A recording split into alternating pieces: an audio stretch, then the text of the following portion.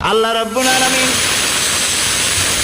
কোরআনে কারীমের ভিতরে নবীজির নাম একটি বারের জন্য নাম ধরে তাকে ডাকেন নাই, বরং তিনি বলেছেন তোমরা পরস্পরকে যেভাবে নাম ধরে ডাকাডাকি করো আমার নবীকে সেভাবে নাম ধরে ডাকবে না।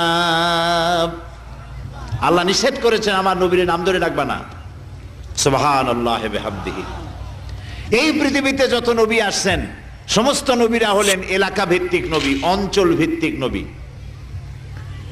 এক এক এলাকার, নূহ আলাইহিস সালাম এক এলাকার, মুসা আলাইহিস সালাম আলাক এলাকার, দাউদ আলাইহিস সালাম আরাক এলাকার, এরকম এলাকা ভাগ ভাগ করা।